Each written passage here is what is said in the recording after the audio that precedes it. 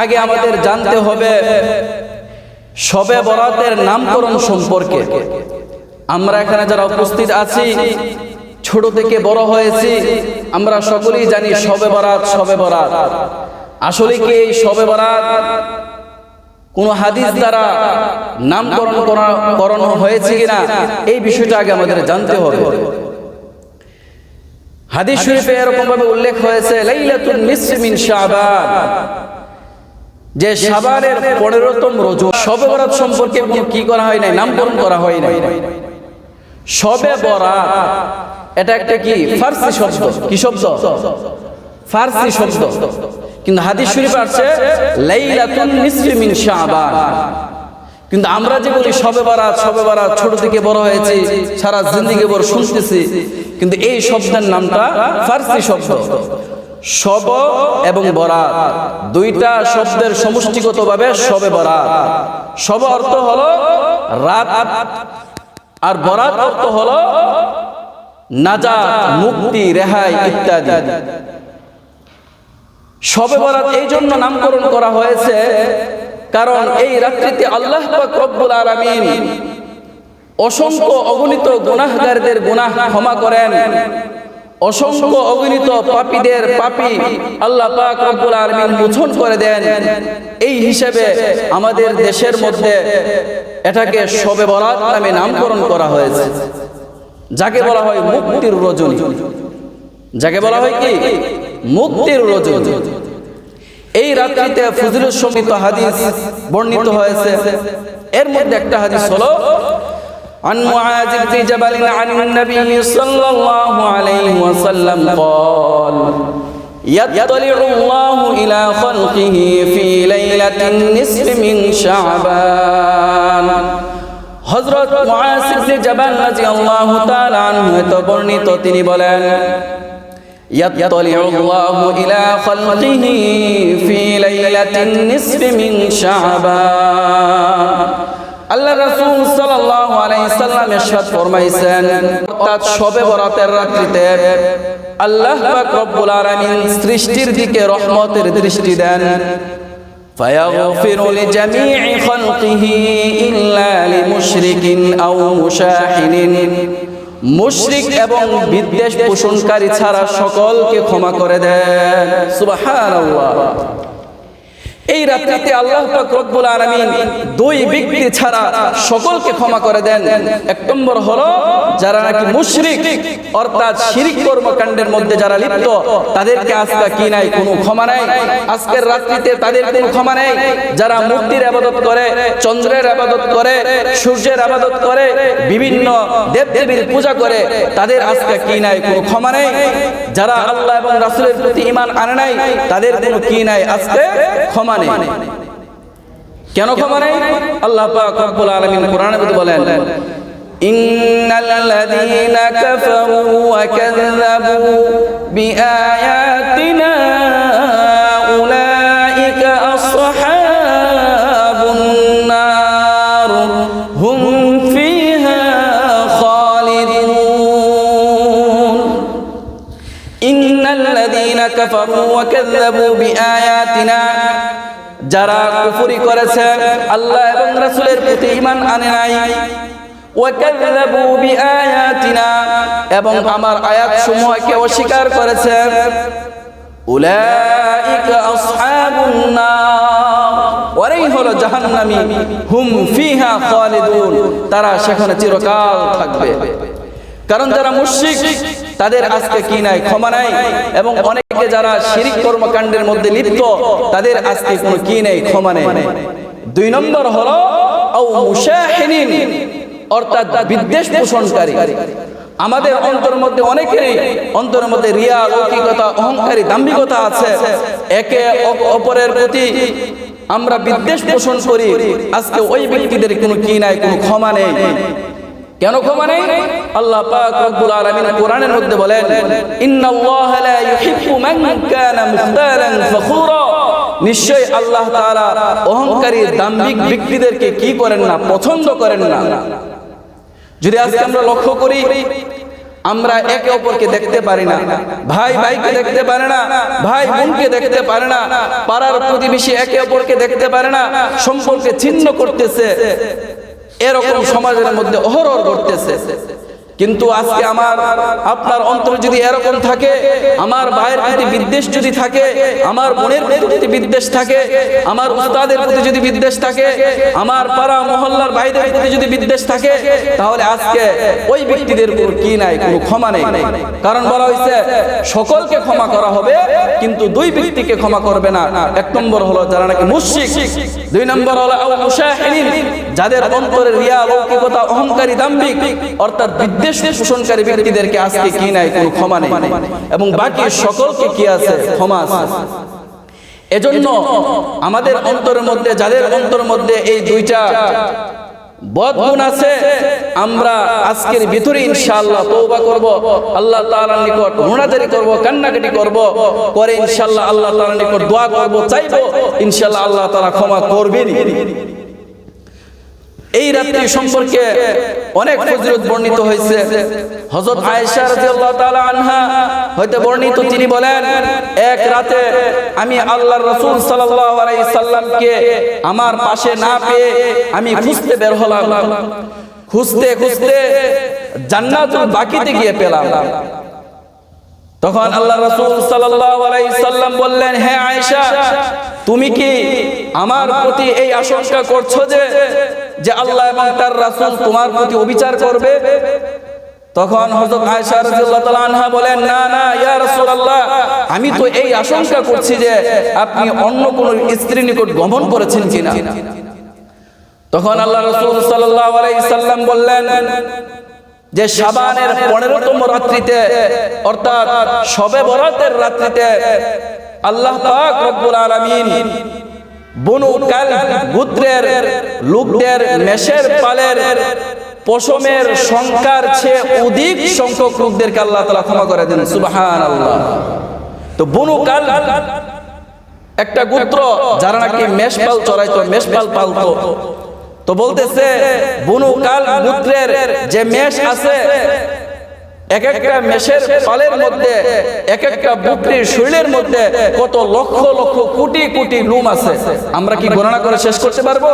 কখনোই সম্ভব না। তো বলা হয়েছে বনু কালব গোত্রের মেষপালের পশমের সংখ্যার চেয়ে অধিক সংখ্যক লোকদেরকে আল্লাহ তাআলা কি করবেন, ক্ষমা করে দিবেন। সুবহানাল্লাহ। হযরত আলী রাদিয়াল্লাহু তাআলা আনহু বলেন যে আল্লাহর রাসূল সাল্লাল্লাহু আলাইহি সাল্লাম ইরশাদ ফরমাইছেন, যখন 15তম রজনী আসে, শাবানের 15তম রজনী আসে, তখন তোমরা কি করো, নামাজে দাঁড়িয়ে যাও।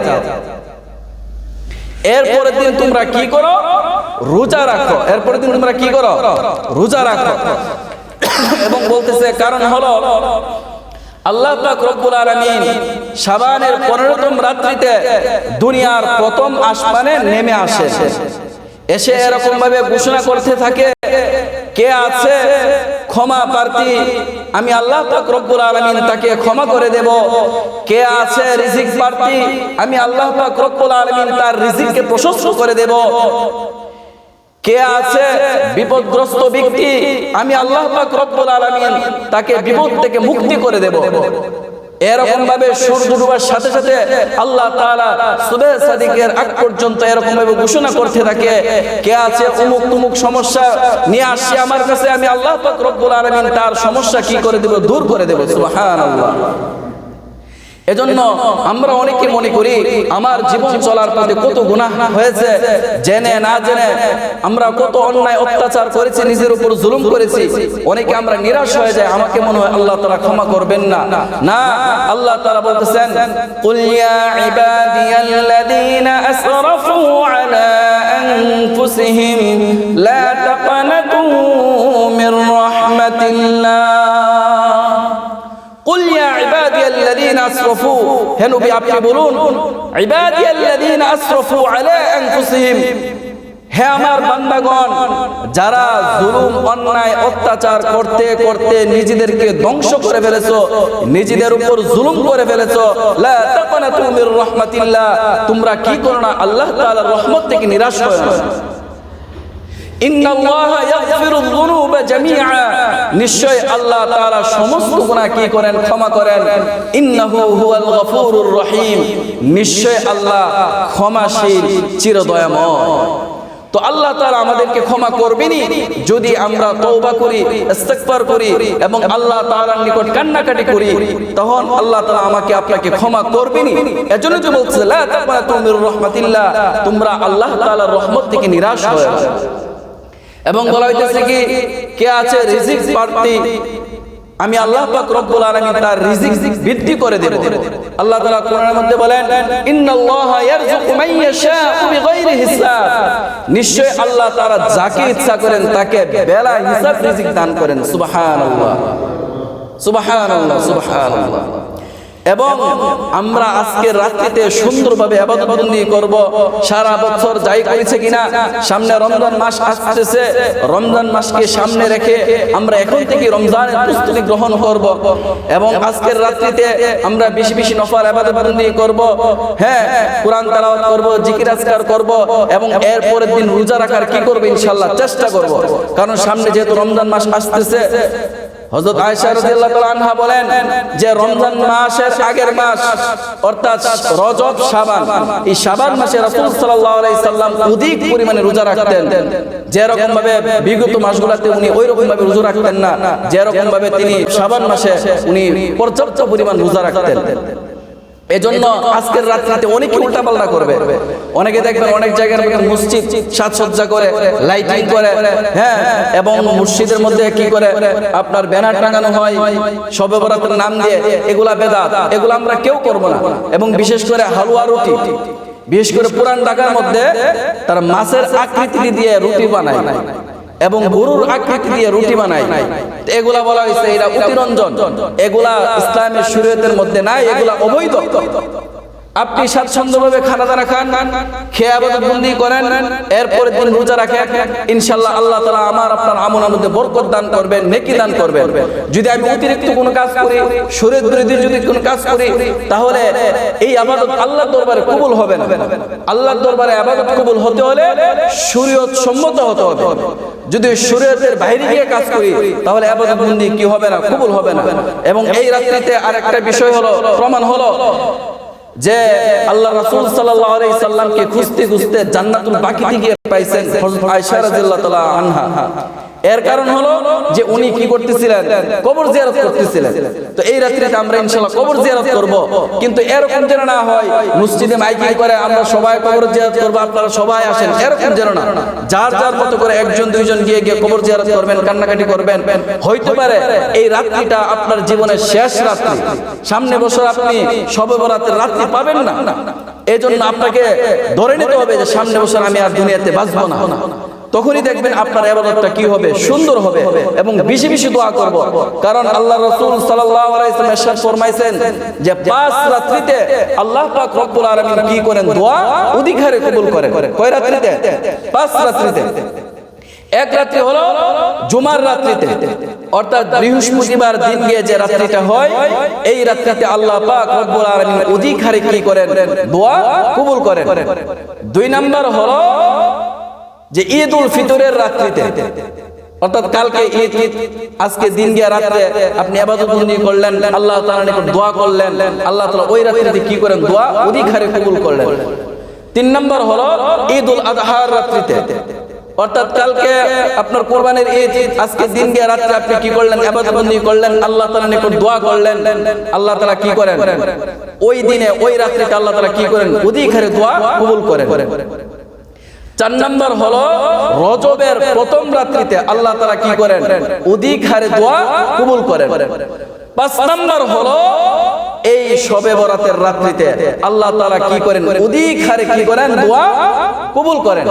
এজন্য এই 5 রাত্রিকে আমরা গুরুত্ব দিয়ে কি করব, দোয়া করব এবং আল্লাহ তাআলার নিকট কান্নাকাটি করব যে আমার আপনার জীবন থেকে একই বছর অতিবাহিত হয়ে যাচ্ছে, চলে যাচ্ছে, আমি এই 1 বছরে কতটুকু ইবাদত বন্দেগী করতে পেরেছি, কতটুকু আমি আল্লাহ তাআলার নিকট নৈকট্য বান্দা হিসেবে নিজেকে প্রেজেন্ট করতে পেরেছি, এটা আমরা কি করব, সকলেই চিন্তা করব, ফিকির করব।